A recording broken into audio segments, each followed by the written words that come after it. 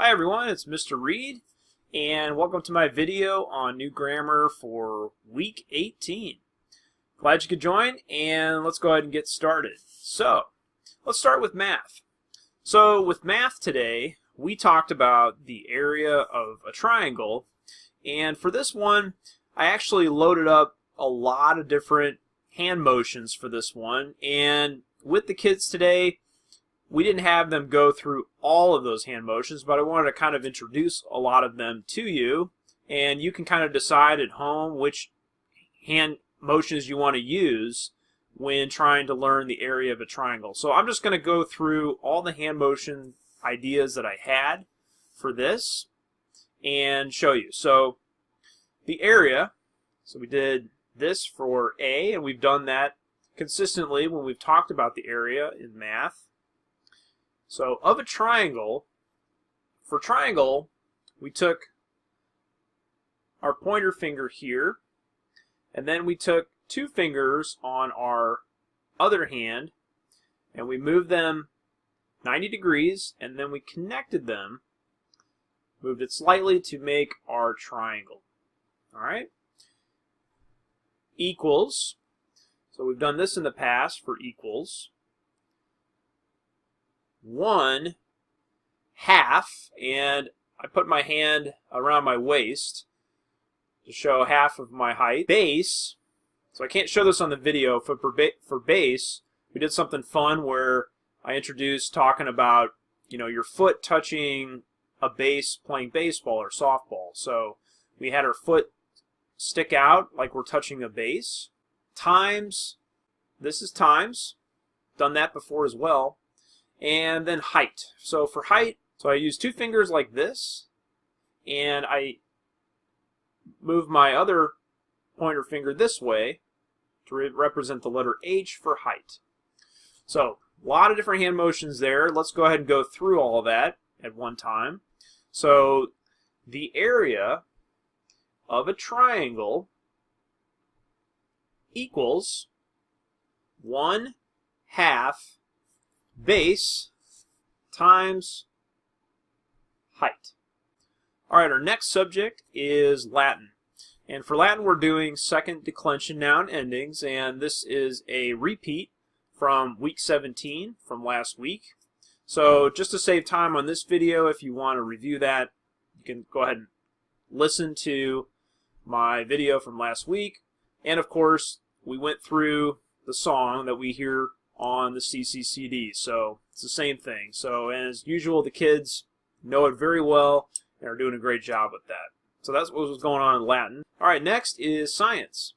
And for science, we talked about what are 4 types of ocean floor. And we had hand motions for this one as well. 4 types of ocean floor are continental shelf. And for continental shelf, we had our hand out like this. Abyssal plain. So we stayed in this position, and then we actually moved our hand across like this, and then extended out this way. So, abyssal plain. Next is mid-ocean ridge. So we did this for mid-ocean ridge. And last, trench. All right, so let's go through that all at one time. So we have continental shelf, abyssal plain, mid-ocean ridge, trench. Okay, next, English. English, we are continuing and learning about additional helping verbs. And we did some big exercise today where we learned 3 new helping verbs: should, could, and would. And we actually today did 18 jumping jacks. We did 10 last week. We did 18. We decided on that because it was week 18, and the kids got through that, and amazingly, I got through 18 jumping jacks as well as did the parents. So, great job, everybody. All right, timeline. So with timeline, we did some hand motions with this one as well, and I'll go through those. So the first in the timeline was Cherokee Trail of Tears, and we took both of our hands and pretend we were kind of wiping the tears away from our eyes. Next was U.S. westward expansion. And so for W, and we've done this a couple times now, is we have hold up 3 fingers like this, represent W. So U.S. westward expansion. Next is Marx publishes the Communist Manifesto. And for that, we laid out our hands like this, as if we are holding a book, that has been published. Next is the Compromise of 1850 and the Dred Scott Decision. So the word compromise we've heard before, and we have a lot of fun with this with the kids, is we find a partner and we extend our hand out and we shake like we're compromising. All right, next was U.S. restores trade with Japan. We've had the word trade a lot, and we went like this for trade. Next was British Queen Victoria's rule over India.